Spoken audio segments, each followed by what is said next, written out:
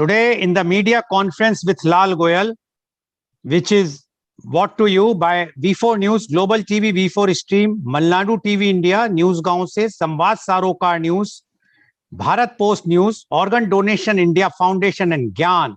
Our endeavor is to enlighten you with the current topic. And today's topic is not only current, very, very relevant. And the topic is social harmony.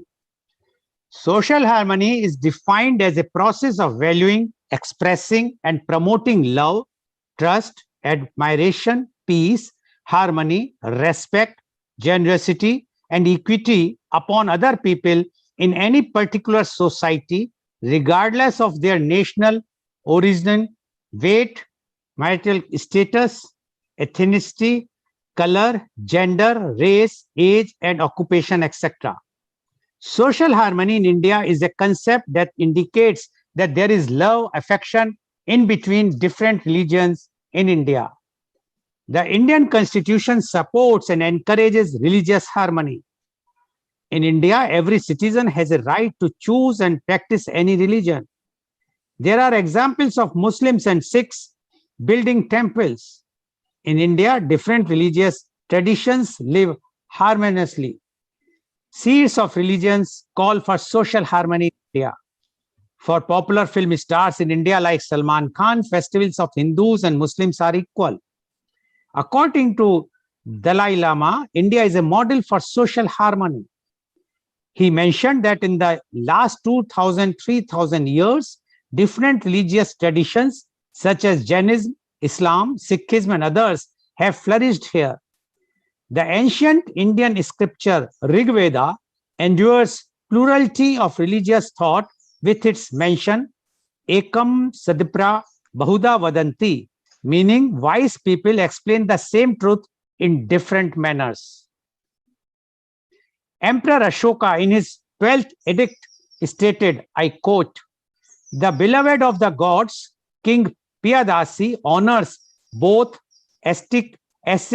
asceticus and the householders of all religions, and he honors them with gifts and honors of various kinds. Whoever praises his own religion due to excessive devotion and condemns others with the thought, let me glorify my own religion, only harms his own religion. Therefore, contact between religions is good. One should listen to and respect the doctrines professed by others. The beloved of the gods, King Piyadasi, desires that all should be well learned in the good doctrines of other religions, unquote. Kharavela was the third and greatest emperor of the Mahamegvahan dynasty of Kalinga, present day in Odisha. The main source of information about Kharavela is his famous 17-line rock-cut Hathigampa inscription in a cave in the Udayagiri hills near Bhubaneswar, Odisha. The inscription states that the emperor Kharavela had a liberal religious spirit. Kharavela describes himself as Sav Pasand Puj ko, Sav Devayatan Sankara Karko, the worshipper of all religious orders, the restorer of shrines of all gods. The Grahapati Kokala inscription dated to 1001 AD equated in verses 3 equates Shiva with Param Brahma, Buddha, Vaman, and Jina. Dharmisthal temple is a great example of religious harmony in India, as the priests of the temple are Shivali Brahmin, who are Vaishnav, and the administration is run by a Jain Bant family. A dargah is a shrine built over the grave of a revered religious figure, often a Sufi saint or dervish. Sufis often visit the shrine for ziyarah, a term associated with religious visits and pilgrimages within Islamic Sufism, or in other words, Islamic mysticism. Sufi saints often shared messages of unity to the divine and prompted love of God, discouraging the discrimination of people solely based on religious denomination. For these historical and cultural reasons, dargahs such as Ajmer Sharif Dargah, have been a place for Muslims, Hindus, and people of other faiths since the medieval times. And we have also seen many churches in India where Hindus, Muslims, Christians, all are going and praying to the God with equality, without distinction, or without any feeling that we are going to a church which is not in our religion. The late 19th century and early 20th century, Indian Guru and Yogi Sai Baba of Shirdi preached social and religious harmony through his teachings. To practice and promote it, he combined the celebration of Hindu festival of Ram Navami with a Muslim Urs. Lokmanya Tilak organized the programs like Ganesh Chaturthi and Shiva Jayanti to preach religious harmony among the people. Muslims used to play the dhol during the Visarjan of the Ganesh idol that marks the culmination of Ganesh Chaturthi. Even though India is predominantly Hindus, its leaders have often included Muslims, Sikhs, Christians, Jains, Zoroastrians, etc. President of India, I am just giving you those who are of different religion, not of Hindus, like President of India, Dr. Zakir Hussain, Muhammad Hidayatullah, Fakhruddin Ali Ahmad, Dr. APJ Abdul Kalam were Muslims, and Gyani Jail Singh was a Sikh. Prime Minister Indira Gandhi, by birth Brahmin, married to a Parsi. Mr. Manmohan Singh is a Sikh. Army Chief Sam Manekshaw was a Zoroastrian. Sunit Francis Rodrigues was a Christian. Joginder Jaswant Singh and Bikram Singh were Sikh. An interesting study by Brain Grimm, Greg Clark, and Robert Edward Snyder shows that countries with lower level of religious hostilities and government restrictions on religion rank higher in primary education and health, technical training and higher education, technologically readiness, innovation, communications and transport infrastructure, market efficiency, business sophistication, financial market development, institutional environment, promoting wealth and labor efficiency market. Religious freedom also contributed to overall peace and stability and helped lower corruption, two important ingredients for economic development. Religious freedom, as protected by the Constitution of India, includes the freedom of consciousness, the right to practice, profess, and propagate the religion of one's choice. India is not alone in seeking to protect religious freedom. Since 1966, the governments of 172 countries have signed the International Covenant on Civil and Political Rights, a binding treaty which protects the right to freedom of thought, consciousness, and religion, including the freedom to change one's religion and the freedom to manifest one's religion in teaching, practice, worship, and observance. And to discuss this very, very relevant topic, social harmony, we have a very eminent guest who are from the different religions, Hindu, Christian, and Muslim. And they are authority in their own field. So I would like to invite my first guest. He is His Grace Eric Mar Nicholas. He is the Metropolitan, that is the Archbishop in New York from 1993. He is currently head of the Ecumenical Department, that is External Affairs of the Malarankara Orthodox Syrian Church. Bishop is BA in English Language and Literature from University of Calicut. He has done Bachelor of Divinity as well as Master of Theology from Senate of Serampore College.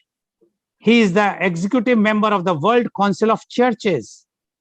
He is the member of Board of Directors, Church World Service. He is the member Board of Trustees, St. Vladimir Orthodox Theological Seminary, Yonkers, New York. Welcome, Bishop His Grace Nicholas on our show. Bishop, although you are based in USA, but you are from India and you have seen the conditions in India very closely, and even your heart bleeds for India. And so we would like to know your views on social harmony. His Grace Jarek Mar Nicholas, please. Thank you, Mr. Goel. I think I will introduce a little more of myself. Thank you for that great introduction. In addition to me, the advantage of me being in New York for the past 28 years gives me certain advantage. I have managed to hold on to my Indian passport, reluctant to give up my Indian citizenship. I always say, you can get out of India, but India cannot get out of you. So the advantage of being an Indian, especially when you move to Western Hemisphere, the culturally most of those countries within Europe or even US, when you think it of US, the hegemony is basically European. So the cultural background of all those countries or cultures is always monotheistic, not merely monotheistic. They have a homogeneity to their cultural background. But when you go from India, you also experience the disadvantage of those things. When you grow up in India, it is always you breathe, you live multiculturalism. Now, when in your introductory remarks, you were referring to different people of different faith, building worshipping places of other faiths. And when we live in India, we think it is normal. We don't think it is something abnormal for a Muslim to build a temple or a Christian to build a mosque or vice versa anywhere else. Even now I am living in Kottayam, we have a seminary which has completed 200 years. It was donated by Hindu kings of Travancore. And the land was donated, building materials were donated, and it was given tax exempted by the Hindu kings. And you have several examples of those kind of things. But in the modern times, there are some worrisome notes, I would say. I'm not an alarmist. I'm not going to say that, oh, everything in India is sort of problem. I think we have to look into it from a different perspective. Always we look things only from problems. Because when you say that there is one problem, we also overlook there are 101 situations there are not problems. And the typical example would be the word harmony. Mostly we use that in the musical context. Because I think when we think in terms of social harmony, it is a grand orchestra by the different people, the different religious background. So whenever we watch a grand orchestra play, we also see that even when you have 200 players with different kinds of instruments, excellent musicians, but one odd musician playing the wrong note is sufficient to make that harmonious orchestra into a cacophony. So, but that one off-note musician is sufficient to create that cacophony and destroy the whole ambience. People who are captivated by the social harmony or captivated by the music of that big orchestra can try to look for earplugs when that odd musician plays the wrong note. This is what happens in the social setting also. As Indians, we have a great harmonious culture for thousands of years. Sometimes when I am in a context where only Europeans are there, Sometimes people ask me, oh, when did Christianity come to India? So I proudly say that it came to India before it came to most parts of Europe. People don't realize that because people have to think in terms of Christianity as a Western religion or a European religion for that purpose. And it is not merely about Christianity. When you study the Islamic history, we see that one of the first places Islam reached outside Arabia was India. So Indian subcontinent has been a fertile ground for religious philosophies. And within Hinduism, another problem I would say that people notice is, especially when people like us who dialogue repeatedly with the Westerners, for them, a religion means there is one particular articles of faith, one way of worship. I always say you cannot put Hinduism into that kind of bottle because it is a totally different kind. So when you think of India and Hinduism in relation to other religions, it will be very difficult to define what do you mean by other religions in India. Because if you are living in India, you happen to be an Indian, and for that purpose, in a different definition, you are a Hindu. I'm not defining it as a articles of faith, but at the same time culturally. So about ancient Christians, there is a common usage that Hindu in culture, Oriental in worship, Christian in religion. So that is the definition we experience here in India. So when we think of this way, social harmony is something we always enjoy. And for a country like India, I would say it is much, much easier than any other country to recapture the social harmony. Because I would say 99% of the people of India believe in social harmony. And 99% of the people in India enjoy social harmony. And 99% of the people in India dislike people or those odd musicians I mentioned earlier, creating a cacophony out of the beautiful harmonious orchestra which is called India. So this is something we have to bear in mind, as Mr. Goel has already quoted Dalai Lama, and we don't have shortage of great philosophers of India who have been repeatedly saying it. And within the whole framework of Hindu philosophical background, we see that from Nastika to extreme Advaita, you see a wide variety of philosophical religious thoughts. And if you take any religion that was originated outside the geographical limits of India, we say that there is nothing new philosophically they can bring in. But of course, we all have enriched this land of harmony. And no religion was persecuted in this country for being a member of any other religion. People are persecuted for other reasons, political reasons or economic reasons or caste reasons or all other things. That's a different story. But religious persecution, when that was ravaging in other parts of the world, it was totally unheard of in India.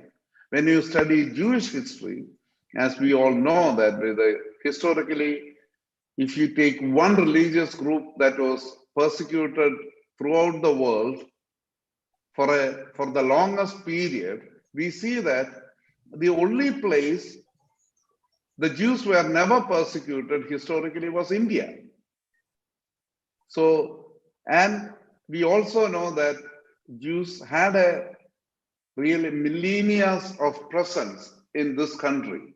And in spite of that, they were never persecuted.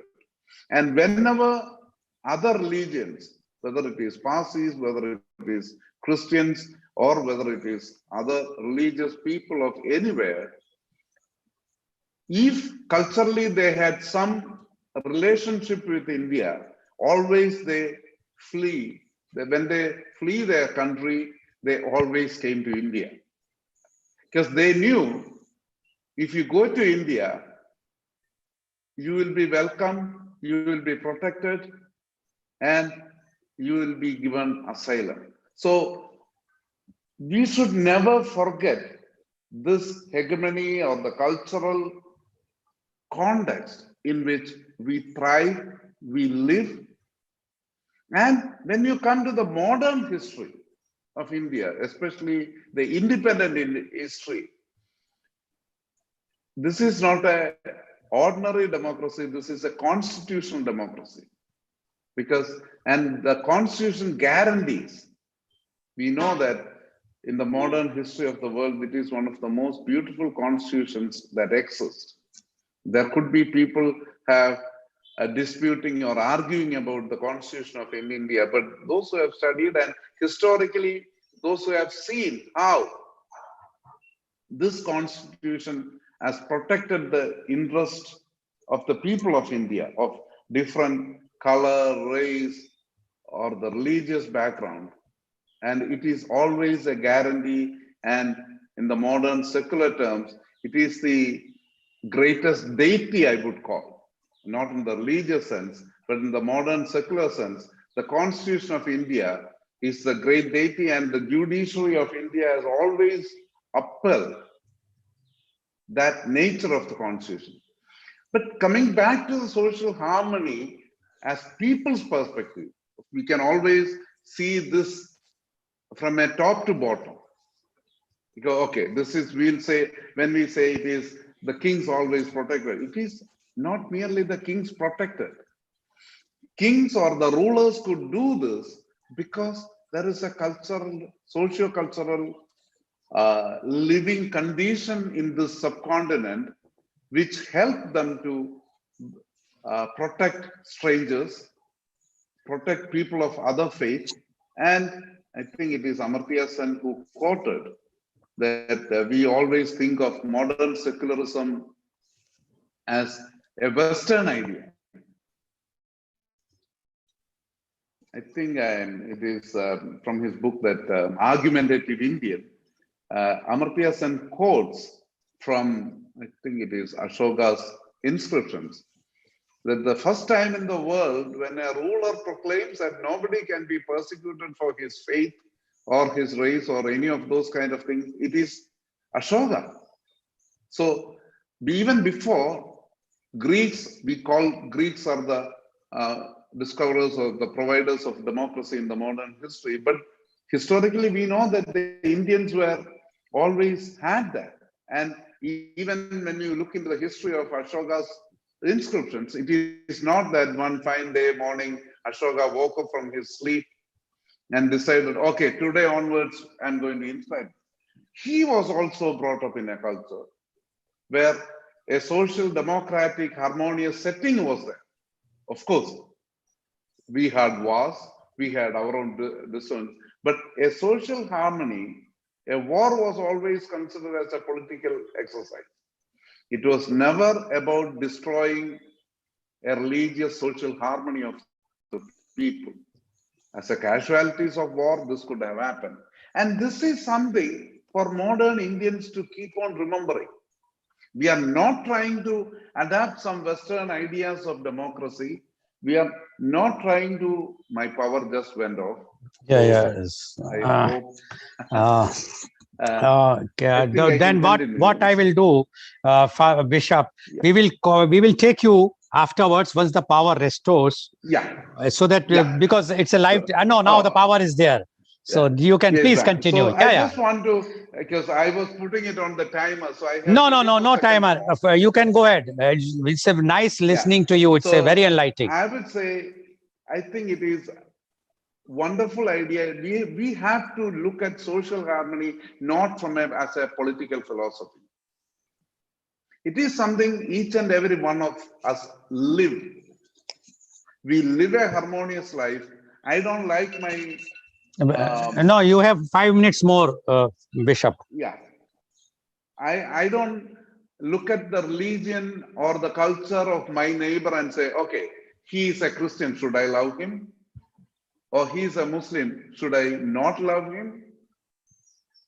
And coming to, especially on this time, I want to mention the religious perspective from a Christian side. Again, it went off. Oh, it came back. And from the Christian side, there have been political powers of Christian faith. But unlike other religions that arose in West Asian context, whether it is Judaism or Islam, Christianity never had a political agenda. And I have to underline the word Christianity, the religion. Christian kings had political agenda. But if you go to the text of the Christian religion, the New Testament especially, Jesus Christ has categorically asserted, my kingdom is not earthly. I'm not interested in earthly kingship. When he was accused of trying to be the king of Jews, he said, I'm not interested in being a king. And for him, the good news or the gospel to preach is not about establishing a political kingdom. It is not about destroying peoples of other faith. And he clearly said, my idea of good news is liberation to the oppressed and liberation to the poor from the poverty, their oppression, and all kinds of healing in every field of oppression and ill health or whatever bad experiences they have. So as Christians and religiously, we are called to be providers of liberation to the people, but not about a political expansion. Of course, when I say this, I also have to acknowledge the abuse of power by the Christian kings or the so-called Christian kings under the so-called Christian expansion. Even now we are coming across missionary schools, skeletons dug out of Canadian schools and all those kind of things. Those kind of atrocities have happened. When the Jews were persecuted in Europe, Christians, most of the Christians, I do not want to ignore the fact that there were some Christians who rebelled against it, but most of the Christians were silent. And Hitler's army was comprised of Christians. But in spite of the fact that those political kings or the rulers abused religion, but the religion remains to the core that it is apolitical. It is not interested in politics. So that is why even in India, when we come here, when we think of our own religion, our role in India, it is not about expanding the religious framework. When I think of missionary work in India, it is not about how many Christians more I can create. It is about how many more poor people I can liberate, how many more socially backward people I can bring forward, how many more people I can educate. It is not, or it should not, never be about the number of religious membership we expand. And again, we have to acknowledge the fact that for us Indians, social harmony is not a philosophy, it is a way of living, which we have lived thousands of years in the villages, in the cities. Our life, especially if you have been to Kerala, you know that we don't have exclusive neighborhoods of single religion. Every neighborhood, in the morning, most of the time, you simultaneously hear the prayer calls from the mosque and the songs from the local temples about Lalita Sahasranama. So Nobody thought that that was a cacophony. We listening to this prayer calls from the mosque and from the temple, we always thought that is the harmony. But we have to be careful and in controlling and eliminating those solo musicians who doesn't want to play along with the choir, but play a different tune and create a cacophony. That's all I want to say at this phase. I can address the questions if there are later. And thank you very much, Bishop, for giving such a enlightening sermons, I will say, you have given. And I am sure our viewers are very enlightened with your such a thoughtful views.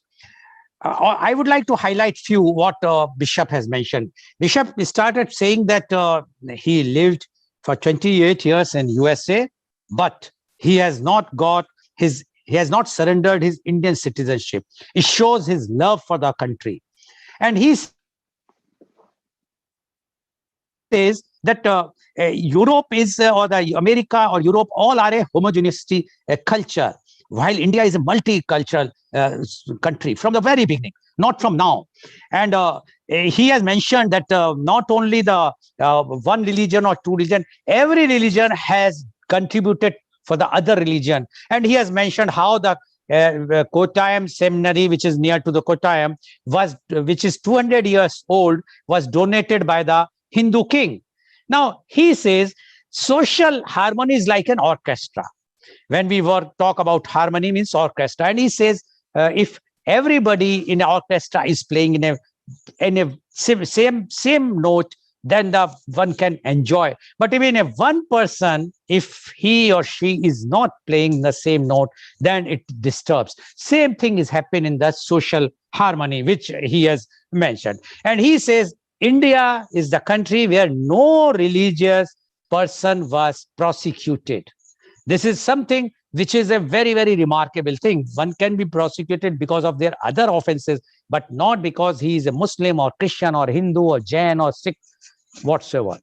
And he says even Jews who were prosecuted almost everywhere in the world, but not in India. And he has mentioned recently what has happened in, or is happening right now in Canada, how the graves were dug, and they are finding near the schools, or even the same compound of schools, the child's or children's dead skulls are coming out. So this says whatsoever is, India is a great country in that way. But he also mentioned that from other countries, people are coming to India and they are getting asylum whenever they are coming because of the religious reasons or other reasons, not for any other reasons. But if they are coming, India always welcome them. India never distinguish because you are some other religion and whatnot.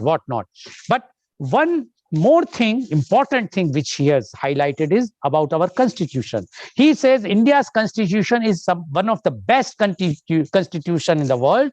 And he compared our constitution as a great deity, which is a very, very first time, at least I have heard this word for a constitution. If such type of feelings we have for our constitution, then one can understand how much harmony we have, how much respect for our nation in all the religions we have in India.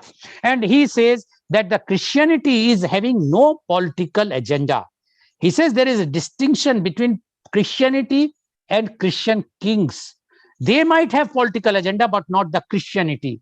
He also mentioned one thing very clearly, that although Greeks claims that they are the creator of the democracy, but he says Emperor Ashoka was the first who declared that nobody will be prosecuted because of their religion beliefs. So this shows that how great is this country from the very beginning. He even mentioned about the Jesus Christ. He says Jesus Christ has mentioned very clearly that his kingdom is not earthly. He is there for the liberation of poverty from those poor, illiteracy from illiterates, and upbringing or uplifting those who are downtrodden. but not for physical things or for the earthly, for the winning the kingdoms. That was not his concept of kingdom. No political expansions. He says that he never wanted the people should go for a political expansions, which they are doing it. And now he says Christianity, he has mentioned about the Christianity. Christianity is not to create more Christian. If a true Christian is there, he would not like to create more Christians. Rather, he will see to it that more and more people will come out from the poverty, more and more people will be educated. Although he has not mentioned, but I can mention, we have seen in India, the education, the medical services, all those things, even those village work, how the Christian missionaries has done for the country when we got the independence, rather pre-independence era also, because all the district used to have a Christian mission hospital or the Christian schools where our parents or our great parents have been educated. So this was the level. They never thought that we are teaching a Hindu, we are teaching a Muslim, or we are teaching a Sikh or a Jain. This shows that according to him, the real Christian always think like this, not for just to convert other religion to Christianity. And he says that the social harmony is a way of living. And he also mentioned that in the morning, when he listens the ajans from mosque or the prayers from the Hindu temple, he feels some greatness, great feeling comes.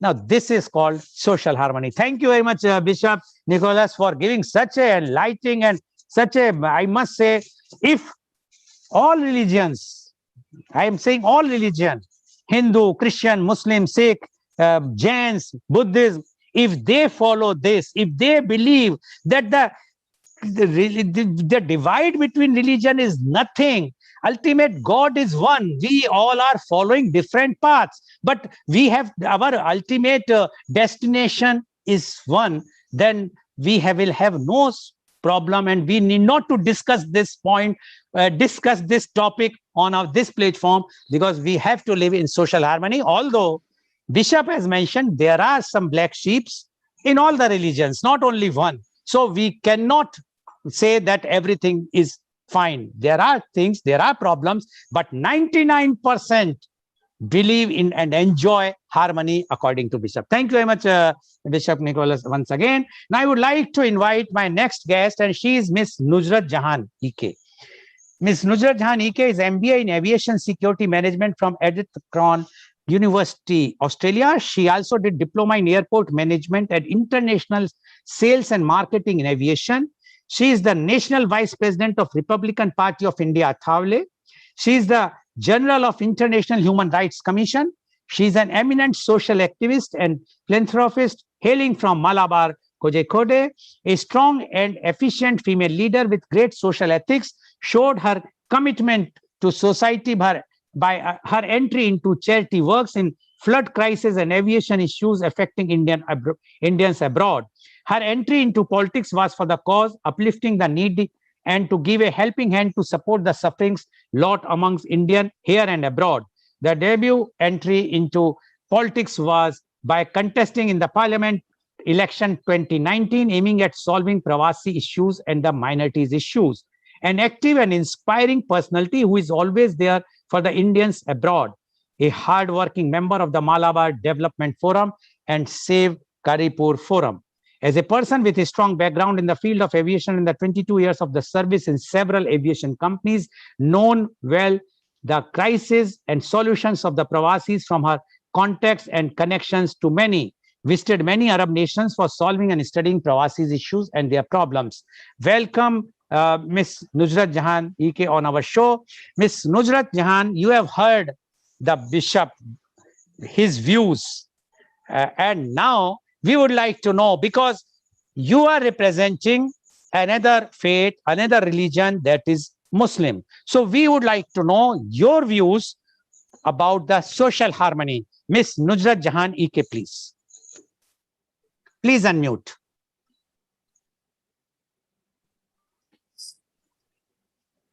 Thank you, Mr. Goel, once again. taking to this wonderful show. So as an Indian, because I would like to introduce like me, my name. We always, we go and tell I'm Nusrat Jahan. Then as an Indian,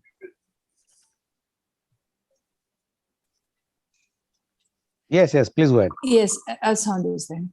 So as an Indian, I would like to say, as Bishop said, because we are very happy and we have the social harmony, we enjoying it. Because when we go to all around the world, when we compare India to the other part of the world, we understand that we have a big culture. That's Indian culture. We are proud to say, I'm an Indian. So as like that, where the culture is killing, I would like to go to the constitutional part when Dr. B.R. Ambedkar wrote this constitution rules and this.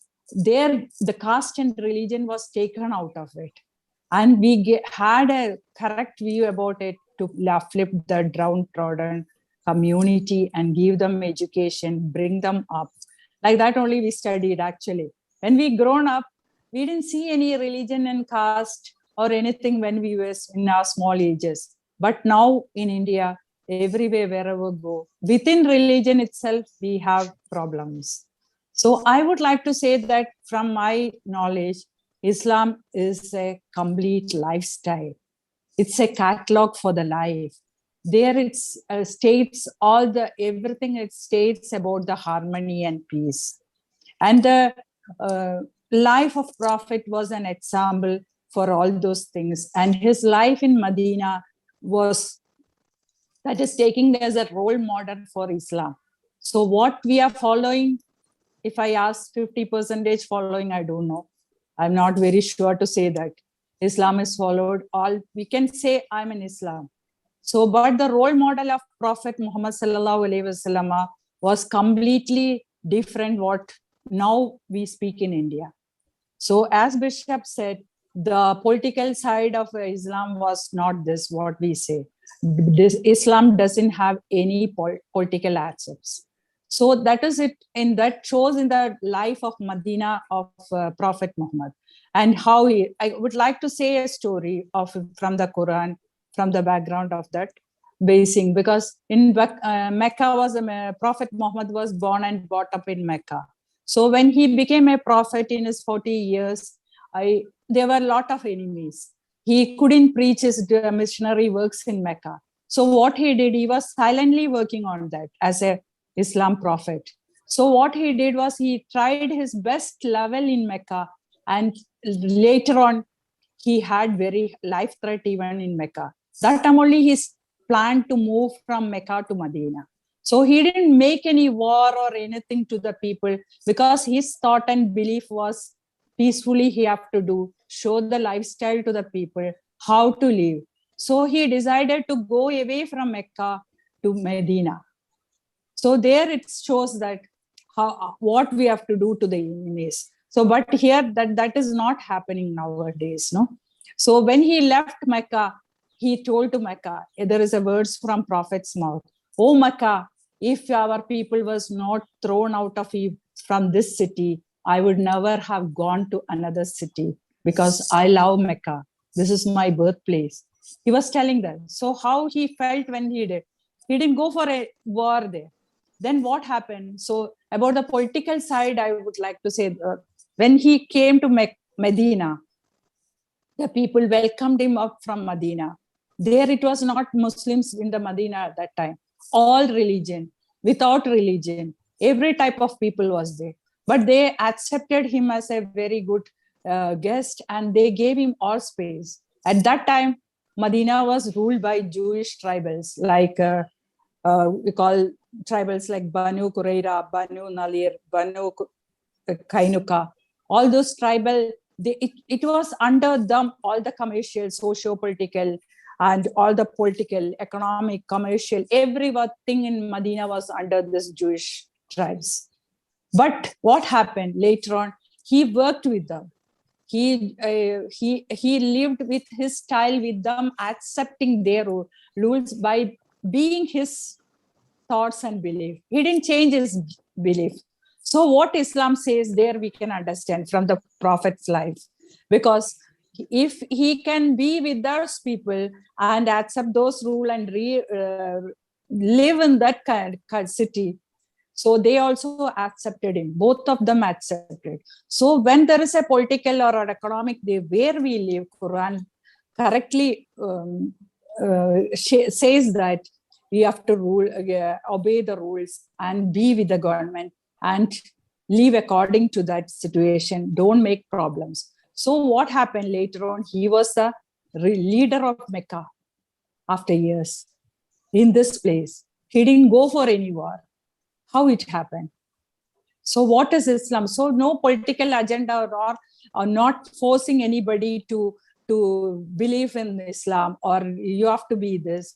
No, that is clearly said in the what in Quran itself. There is a quote in Surah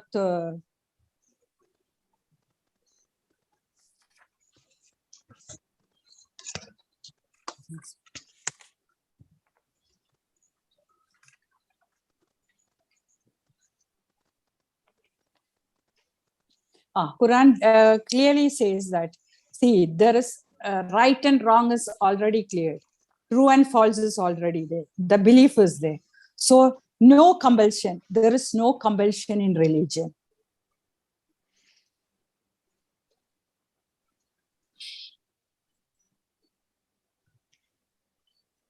So that in that way, Islam goes, and when it came to India, it's kind of, see the later years itself when it came into India also, we can talk about when we take in the Indian culture, because nobody forced when the prophets came for the missionary works to India. For example, in Kerala itself, in Cheraman Perumal Masjid, Kodungalur. So there that is Malik Dinar came to India and he was given the space to build near to temple was the mosque also built. So there is no compulsion. Nobody made him Muslim or he compelled anybody. Like that, the Islamic rules go. It's and that also there is in Surat Surat is there in Surat Hajj. In that Quran, it is a special verse of it. It is a system. See, in that it is said, Allah's God is telling that, see, if you were not protected by each others, there is a universal law of protecting each other. So if you're not protected by each other in that law, there would have been more churches, mosques, temples, synagogues, anything will be destroyed. No human beings will be there in the world if God not had made that rule and brought into the world. So clearly it said, it's not our duty to destroy or force anybody, because see, our belief is our own belief, that in between my belief and God, there is no other person. That is clearly said. So I don't know where it goes, the difference, where it goes and where we ask to fight for the our rights and what we say. So what first itself, the thought of people have to be changed in Islam itself. I, as an a person from Islam, I would like to say, because we have a lot of different groups like that. See, in Medina, for example, today's thing itself, I can take. Today is Bakri, tomorrow Bakri is falling. So what is happening? Arafah after Hajj, it is Hajj. Dhul Hajj, Arafah day, and that day after the day of Arafah, Hajj is happening. So that is a rule, that is for the support of the Hajjis, and we are being with that Hajj sacrifice, that is it. So, but what happened in India, tomorrow is the Bakri, 2 days in Saudi Arabia. It's clearly mentioned in Quran. It is there. So here we come and we changes. So within Islam itself, we are trying to change things according to the surroundings. So that is not said in Quran. Quran is telling very clearly that no change. Whatever told in that is correctly mentioned, and it is till the end of the world, it remains the same. So who's changing it? It's not or a Hindu or Christian changing the rules. So whatever we want, we are changing. Tomorrow, today, if I say this, tomorrow I'm a Muslim. Why a lady telling this? The women discrimination is not there in Islam.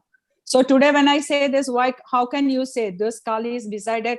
Tomorrow is our Bakri. According to the moon only, we celebrate this. The moon is seen 10 days before and Hajj is falling. Today is the Hajj, Arafah then finishes. So that is it. So everything according to the people's mind and the situation, we are not allowed to change in the Quran. So we have to go with according to the what Prophet Muhammad's role model. That how many of us can do as our own thing, not anybody's.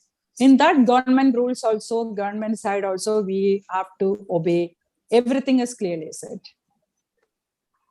So it's a catalog for life, not to kill each other, not to fight against it. So even in the war side, when the war came, in Islam, no war was declared unless the enemies came for the war. So when, as the stories continues, like Prophet's story to Medina, when he reached Medina and living there safely, that time the enemies of Makkah decided to kill him and take his property and finish him off and his people. That time, because Prophet came to know about they are planning like this, so he announced a war. He said, we will also go against them and put war and kill whoever come in front of our Masjid al-Haram and fight to us. Kill them. Because they threw you away from a place means when you come to that place again they come in back of you, you have to finish them off. So that is wrongly taken. Now we see in North India, many of my friends ask me ideal worship and reincarnation of gods with Islam disagree and they ask to kill. I said, no, Islam says that. See, that is according to their belief. So only in the war case, when the enemies come to fight in front of you and wherever you are occupied, they are coming behind you. It's in the war situation, it's said actually. So, but only that quote, only one quote of that is told by the terrorist or whoever it is telling. You are Islam is telling kill all the ideal worship. Okay. Yes. Yes, Miss Jan, is it okay? Yes. Over? Is it okay? Something okay. else there. Yeah. Okay. Thank you, Miss Nuzhat Jan, for giving your views from the Islam side. And I will just highlight her views. She says that she is always introduced herself as Nuzhat Jahan Indian. She says, I am proud to be Indian, not a Muslim. Yes, I am a Muslim, but I am Indian first. And she says that Islam is also a way of lifestyle. And she mentioned about the Prophet Muhammad's teaching. She says, whatsoever the Prophet Muhammad has taught in India, now we are seeing some different views, which is not correct. Prophet Muhammad has never, even when he was at Makkah, although he was born at Makkah, he was staying there. But when he found, because of his teaching, people were not happy with him and they became enemy, he never wanted to fight or create any war with them. He quietly left for Medina. And Medina at that time was ruled by the Jewish tribals. But in spite of that, when he started giving his teachings, they accepted wholeheartedly him. And afterwards, again, he came back to Mecca, and that time he was warmly welcomed. Now, he says that Prophet Muhammad never taught that you should kill enemy. Only in the case of war. When there is a war, then yes, that you have to fight. But otherwise, you have to be in a very, very cordial way. She also mentioned that when Prophet Muhammad came to India, and that she mentioned about in that Kerala, that he came to Kerala, After Sorry. so yes, please. His messengers came. Okay, sorry. Not Prophet That is what Muhammad I was came to also Kerala. wondering. So not the Prophet Muhammad, but the messengers of Prophet Muhammad came to India, and then Yes, there's a mosque. after that preaching. Mosque was built next to the temple. So that was the harmony. There was no conflicts among the Hindus or Muslims anytime, anywhere. And she says that when even Quran says that everything has to be done as per the local conditions. Like she has given the example of Eid. Today we are celebrating Eid in few parts of India, although not all over the India, like some coastal areas of Karnataka, as well as I think in few parts of Kerala. But she says in Saudi Arabia it is celebrating today. In India we are celebrating tomorrow. So it is a liberty. It's not a hard and fast. Never the Quran has said that you have to do only these things. They have always wanted that wherever you are, you have to accept their things, the local conditions. So she says there is nothing that we are against any of the countrymen or anyone. We are for India, and Islam has never preached to have any enmity or anything against anyone. And she says whenever she meets her North Indian friends also, she always says Islam never teaches all those things which are projected. And although she has not mentioned, but I can say which are always projected in the media, which is wrong. They all want to stay together. And one very important point, she says that today, being a woman, I am speaking like this, and I am quoting Prophet Muhammad and Quran. There is nowhere it is mentioned in Quran about the discrimination against women. Whatsoever today is happening, that is a separate thing, but nowhere Islam is saying something which is against the women. Thank you very much, Ms. Nujat Jan, for giving your very, very enlightening views. Now I would like to invite my guest, another guest, and he is Dr. C.V. Anand Bose. Dr. Bose, Dr. C.V. Anand Bose, IAS, is one-man expert commission on labor to prepare an action plan for the welfare and development of the workforce in the context of COVID-19. He is also the principal advisor, Government of India Heritage Project. He was former head of disaster management, Government of India, and Central Draft Relief Commissioner, Government of India. He was the Vice Chancellor of National Museum, University of Delhi. He has authored 40 books in English, Malayalam, and Hindi, including novels, short stories, and essays. 4 of his books have become bestsellers. 4 books on Vastu and architecture and 1 book on housing received prestigious the Sharjah International Book Fair Award. Dr. Bose is an housing expert, innovator, writer, orator, and visionary.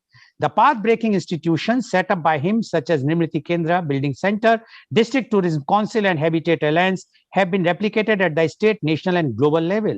He was the head of the prestigious Supreme Court Committee on the Treasures of Sri Padmavaswamy Temple. Dr. Bose addressed United Nations General Assembly and specialized sessions 5 times on various international issues. Dr. Bose is a recipient of 31 national and international awards, including United Nations Global Best Practice Award. He also received prestigious Jawaharlal Nehru Fellowship. Kerala government termed him Lord of Ideas. Former Prime Minister Mr. Manmohan Singh called him inspired civil servant, and our Honorable Prime Minister Mr. Modi called him Man of Ideas. Welcome, Dr. C.V. Anand Bose on our show. Dr. C.V. Anand Bose, Bishop, has given very, very clearly mentioned that the Christianity is never for expanding the Christianity or converting anybody in Christianity. And he said very clearly that only the Christian kings might be for the expansion, but not the Christianity. Similarly, Ms. Nujrat Jahan mentioned very clearly that in even the Islam or the Quran never mentioned to do something or to convert somebody or even to impose their own laws or rules on your neighbor or anyone. Now, we already heard the Christians, Bishop, we already have a voice from the Muslim. Now, you being a Hindu, we would like to know your views on social harmony. Dr. C.V. Anand Bose, IAS, please. Thank you, Mr. Goel. Something wrong with this? Yes, please go ahead.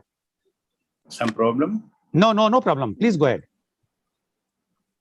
Since I had to leave the meeting a little early or even before joining, so I had given a voice clip. I don't know whether that has been aired or No, not yet. We wanted to hear from your Thank you. mouth, Thanks. please. Yes.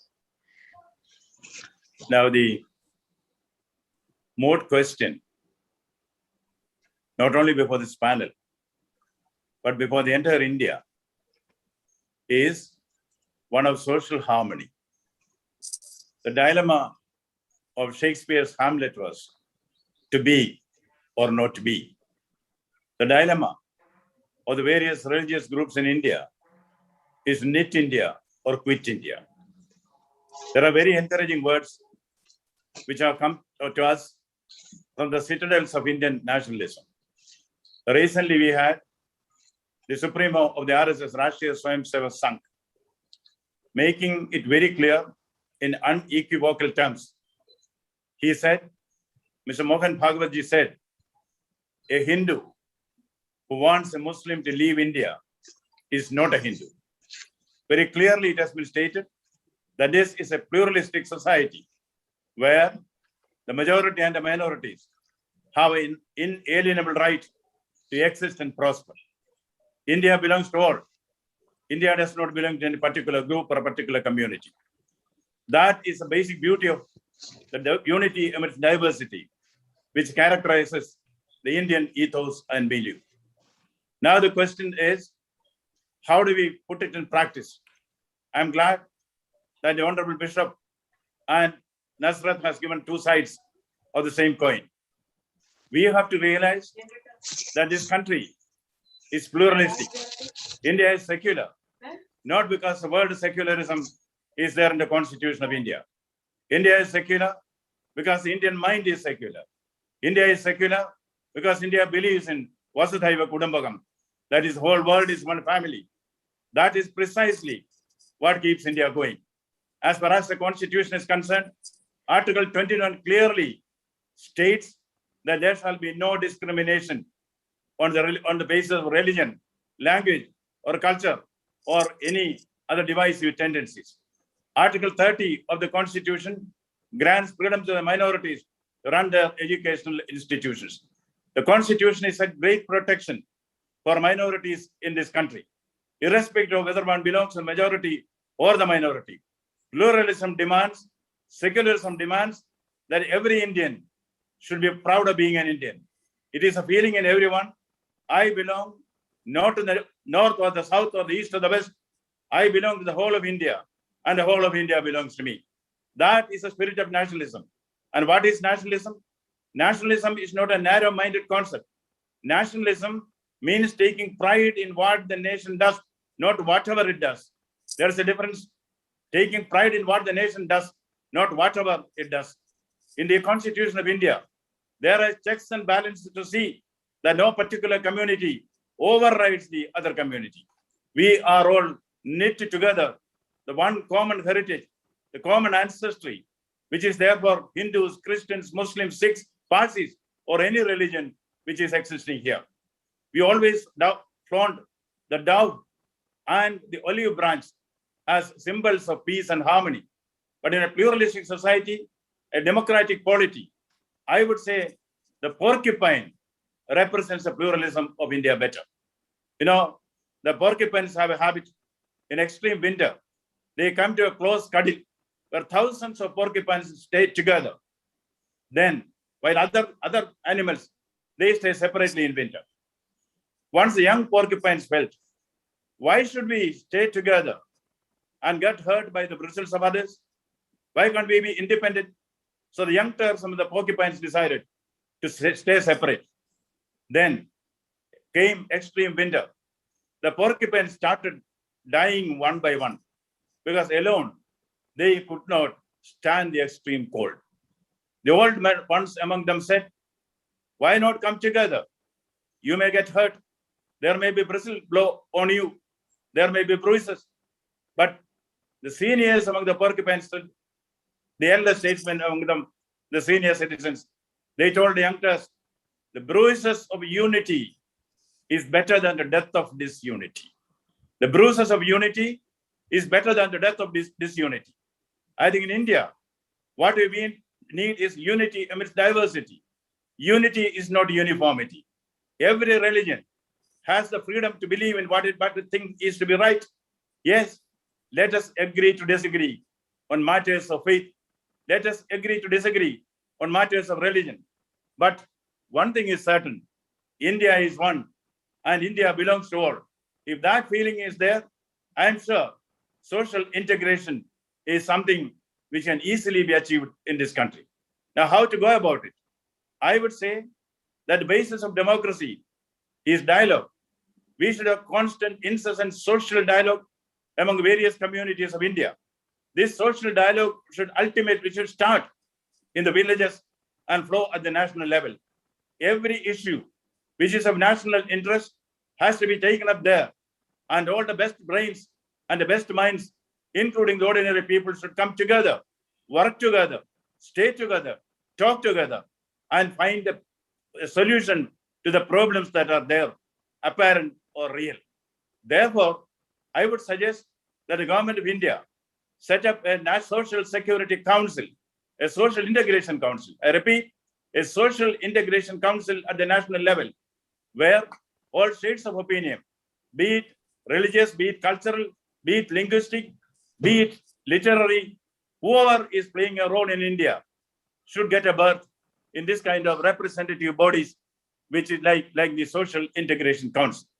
These councils may remain a mere talking shop, but even then, there is a forum for every religion, every group, every ethnic community, every linguistic society to come together and express their views. Jawaharlal Nehru said, out of discussion, sometimes a little bit of truth comes out. Out of discussion, sometimes a little bit of truth comes out. Yes, there should be discussion in the Social Integration Council. I would go a step further and say that similar social integration councils, which represent all shades of opinion in this country, should be formed at the state level as well. You know, the parliament and the legislature, they represent the political will of the people, but politics is not all. In a pluralistic society, there are different shades of opinion in every aspect. Therefore, institutional mechanisms like the Social Integration Council at the national and the state level has to emerge. A second thing is that I said politics is not all. Apart from the parliament and the legislatures, why not have bicameral legislation in those states where they do not exist? We do have a bicameral legislation at the center, Rajya Sabha and the Lok Sabha. We nominate certain people from outside politics also into the Rajya Sabha, but the number is less. Why not create bicameral legislations, all the states, so that representatives of the various minority groups, religious groups, literary groups, linguistic groups, ethnic groups, all shades of opinion can find a place where discussion should precede the decision. That is the beauty of democracy. Nowadays, what we find is that decisions precede discussion. That is what causes social tension. Now, this has a global context. What we are discussing here in this media conference with Lal Goel has got international ramification. You know, Samuel Huntington has made a prophetic foreboding. He has said, in the conflict of civilizations, there is going to be, according to him, there is going to be a massive conflict, armed conflict even, not between countries, but between culture. The future wars will be fought not between countries, but between cultures. And the two great cultures of the world is Christianity and Islam. As we know, there are 2.2 billion Christians in the world, 1.8 billion Muslims. If there is a conflict between these people, you know, the military and economic and political strength of these two different factions are not evenly matched. The world can go to a catastrophe. There can be an apocalyptic vision if such a conflict of cultures take place. Let us pray that it doesn't take place. Suppose it takes place, which community can act as a balancing force? That is where I would say India. The Hindus in the world constitute 1.1 billion, 2.2 billion Christians, 1.8 billion Muslims, and 1.1 billion Hindus are there. Of course, there are 1.4 billion non-believers are there. If there is a conflict of civilizations, I would say India, with its social harmony, will be able to play the role of the mediator. India will be the interlocutor. India can be the balancing force. Therefore, when we speak about social harmony, it also has got international ramifications. It is not a small subject that we are discussing here. And now, at this critical juncture, when the representatives of various communities come together and hold their hands in bonhomie, I think a new era is going to be born. In the post-COVID world, a new world which is going to emerge, India is going to be on the top of the world. India will be the arbitrator. India will be the mediator. India can be the interlocutor. Therefore, we have to make peace within ourselves. India can never be a society divided among itself. We share the common heritage. We have the same common heritage of peace and harmony. What is the difference between Islam and Christianity and Hindu? I would say fundamentally there is no difference. Like all streams flow into the river, all rivers flow into the ocean, all religions also flow into the great ocean called God. We may be choosing different ways, but our aim is the same. The road is long, the goal is far, but the march is on.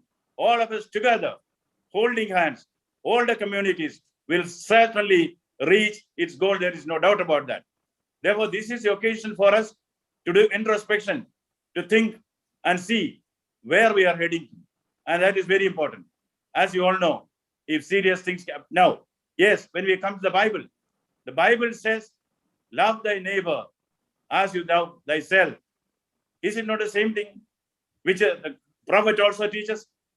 If he is not a believer, if he eats his fill when his neighbor is hungry, isn't it the same which Jesus Christ has also said? Isn't it the same sentiment which is reflected in the Hindu ethos? Vasudhaiva Kudumbakam. So where is the difference? Where is the difference? There is this crow and the swan. The crow once asked the swan, which is better, my black color or your white? The swan said, your black is good, my white is also good. The crow was not satisfied. The crow said, no, that's not fair. Let us sit on the wayside. Let the passers-by decide which is better. So they sat on the wayside. One stranger comes and looks at them. The white swan and the crow sitting together looked like a swan-crow duo. The stranger said, outside it is two. Inside it is one. Yes, that is India. With all multiplicity of religions. Outside it is true. Inside it is one. It is that realization which we should take with us. It is that realization which should be the take home from this kind of discussions. Therefore, let us stand united above caste, creed. Yes, we are all human beings. Or in the name of humanity, in the name of social harmony, as brothers and sisters, let us realize our advent as the children of Jesus, as the children of Allah, as the children of Brahma, Vishnu, Maheshwara. All are the same. If that unity comes, I think that is what will take India going. And you know, this is closely related to India's soft power. And what is soft power? I think Mr. Goel had held a meeting on this. Soft power is the power which emanates from art, culture, tradition, and heritage. In that respect, India has the greatest soft power, being the oldest civilization. Yes, but where is our soft power in the international arena? We are fighting like ignorant armies clashing at night. We are fighting against each other. That should end. We should hold hands. We should realize that we are meant to be one. United we stand, divided we fall. Unfortunately, COVID tells us, united you fall, divided we stand. But that is a COVID logic. When we come to the reality of life, India is one who is going to forge ahead. And our greatest strength is the multiplicity of religions here, the multiplicity of culture, the multiplicity of languages. Let us take pride in being a pluralistic society. Once we realize the essence of the pluralistic society, then like Rabindranath Tagore will say, where the mind is without fear, and the head is held high, where knowledge is free. Into that heaven of freedom, let my country awake. India is going to lead. I will come to the Bible again. In the Bible, there is the story of the 5 virgins. The 5 virgins are waiting to receive the bride. They are all there with the lighted lamps. The bride doesn't come. The bridegroom doesn't come. The brides are tired. They go to sleep. At midnight, there is a knock on the door. The bridegroom has come. There were 10 virgins, as you know. 5 of them had enough of oil so they could light the lamp and welcome the bridegroom. The other 5 did not have enough oil, so they could not light the lamp and welcome the groom. This oil is the oil of unity. This oil is the oil of unity which we should always have to welcome the bridegroom when it comes. And going to the Quran, if I am wrong, kindly correct me. See, Nasrat, you can correct me. Prophet Salih of Talmud, he came before the last Prophet Muhammad. The people of Talmud, they were all sinners. They forgot Allah. They started living a life of promiscuity and sin. Prophet Salih told them the ways of Allah. They did not believe him. Somebody jeered at him and asked him, if you are the prophet, show us the proof. What is the proof? Can you create a camel from the rock? Salih prayed to Allah, and lo and behold, from the rock emerges a 10-month pregnant camel. Salih said, this camel has plenty for you, but don't kill it. Sinful people of that place, they killed God's gift, the camel, and they were all punished by God with an earthquake. Yes, whether it is the oil in the Bible or the camel of the Quran, these are the things which symbols which God has given. Keep it safe. These are the things which will finally come to your salvation. Unity is the oil. Unity is what is represented in the camel. Unity of this country is important. Once we lose it, we lose everything. Therefore, let us be united in the feeling of nationalism. I belong to India. India belongs to me. All religions lead us to God. Let there be no fight. Religion should be to create peace among men, not to create rift among men. I hope into that heaven of freedom, I am sure this country will awake. If I go by the words of wisdom represented by His Grace, the Bishop, and also our young friend here, I am sure this unity will take India to the top of the world, where the whole world will gladly point our fingers at us happily and say, India is God's own country. Thank you. India is God's own country, says Dr. C.V. Anand Bose. And Dr. C.V. Anand Bose, thank you very much for giving a very elaborate and a very enlightening views and about the social harmony. I would like to enlighten one very, very important point because of the paucity of time. He says that we must create a social integration council.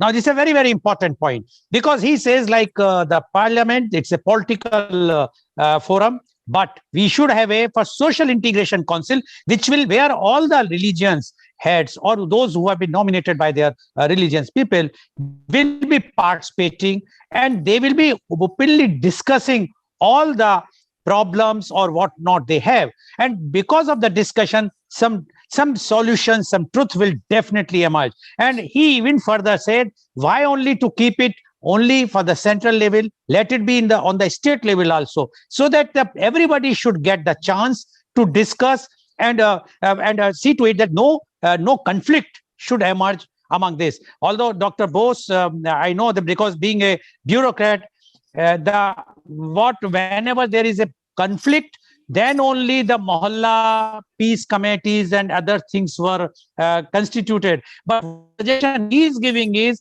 why to wait for a conflict? Why not now? When we are having a good atmosphere, we should start these types of councils so that there will be no no disturbance of the peace, and the social harmony will always be there. And he has quoted Bible, he has quoted Quran, he has quoted Hindus things, and he mentioned very clearly, no religion says that you hate your neighbor.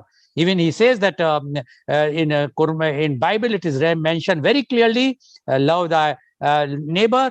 In Quran, they says if your neighbor is empty, is empty stomach, you cannot be perfect. And similarly, in Hindu philosophy. So all these religions are telling us for a unity amongst the diversity. Thank you very much, Dr. C.V. Anand Bose. Paucity of time, but whatsoever you have mentioned, I'm sure this suggestion will also be taken up by the higher ups and may come out with this suggestion to be implemented, which is going to be very, very beneficial for our country. And by this way, when what Dr. Bose says, if we will have such type of social harmony, then everyone in the world will accept India as a global leader. Thank you very much, Dr. C.V. Anand Bose. Now I would like to have a question. Dr. Bose, if you have time, shall I ask the question right now to you first, if you don't mind? Please. Or shall I ask go in the other way? I'll be last, yes. Okay, last. Please ask okay. His Grace the Bishop Ji, in Metropolitan. Okay. Yes.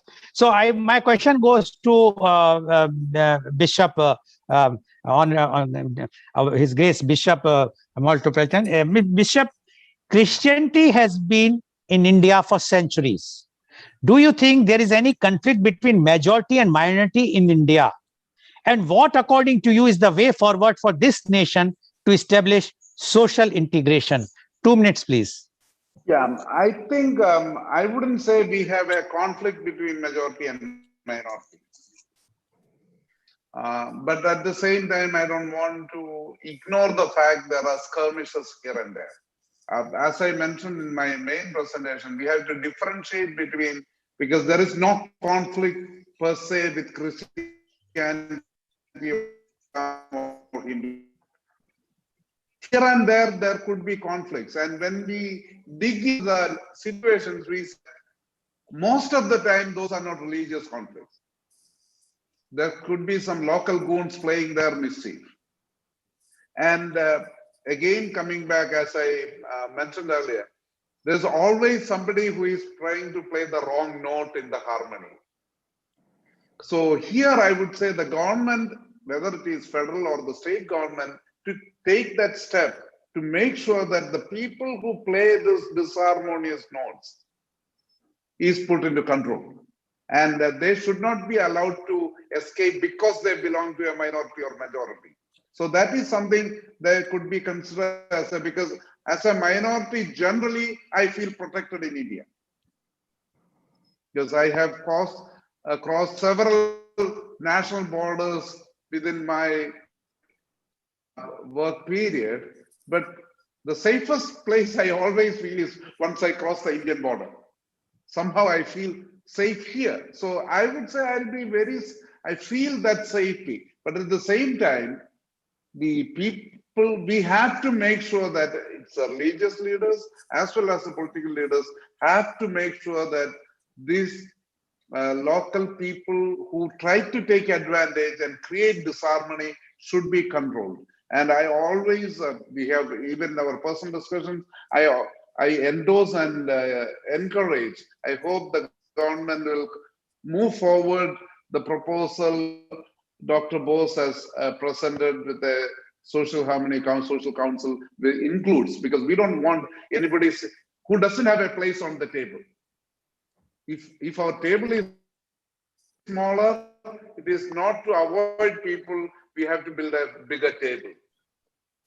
Okay, thank you very much, His Grace Bishop, for giving your views. Now, my question goes to Ms. Nusrat Jahan. Ms. Nusrat Jahan, you are an active player in social integration in this country. What, according to you, are the ways of peaceful coexistence and social harmony between Hindus and Muslims? 30 seconds or 45 seconds, please. Okay, clearly, with a small thing, I'll tell you, because as Bose said,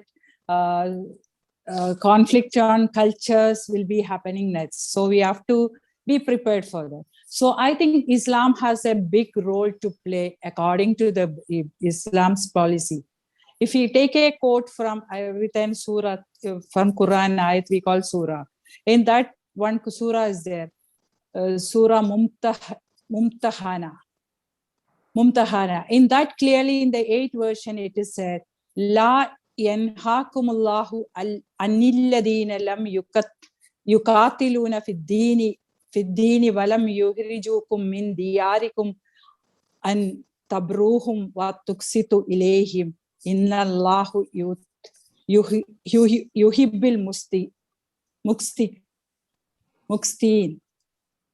So in that clearly it is said, unless don't fight with anybody who's not coming to touch and fight against your religion or putting you out of your house.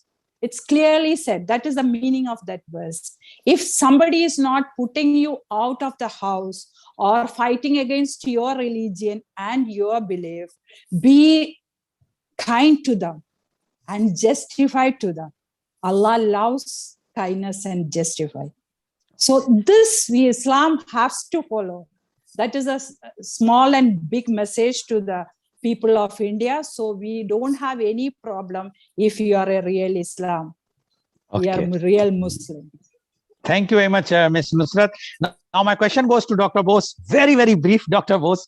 Our Honorable Prime Minister, while addressing, when he has taken over the Prime Ministership next, the second term, and addressing the parliamentarians at that time, and he mentioned very clearly that the need for the mainstreaming the minorities. What are your views about that? Comments on that? Time is very short, Dr. Bose. I'm very encouraged and inspired by the words of wisdom from the Metropolitan and also from our young friend Nazrat. You know, the solution to the problem which is now before us is clearly given in the Bible. Leave unto Caesar what is Caesar's, and unto God what is God.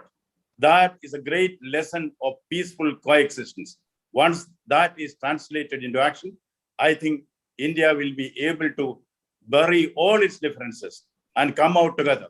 I see before me an India rising from its sleep like a giant and shaking its invincible logs in the future. Thank you. Thank you very much, Dr. Bose. So viewers, today you have seen the different religious people who are authority in their own fields have given their views very, very clearly. And they all are that no one in India wants disharmony. We want social harmony, and we are. It's just few incidents here and there cannot disharm our social fabric, which we have not from now, from the very, very long centuries we have. So their views are very clear. And one thing which has emerged today in the media conference is about the National Integration Council. I'm sure the government of the day will definitely take the action and try to come out with the proposal so that whatsoever the grievances are there among the religious leaders, that can be also sorted out on that forum. Thank you very much. Today's program has been live telecasted by V4 News, Global TV, V4 Stream, Malnadu TV India, News Gaon se, Samvad Sarokar News, Bharat Post News, as well as it was shown live on Facebook and YouTube. And our endeavor is to bring to you one chief guest in the evening who has achieved in his lifetime, and that's why we would like to know his or her life story from his or her mouth. And today in the program Kal Aaj Aur Kal Lal Goel Ke Sang at 4:30 p.m. my chief guest is Dr. Prashant Marla.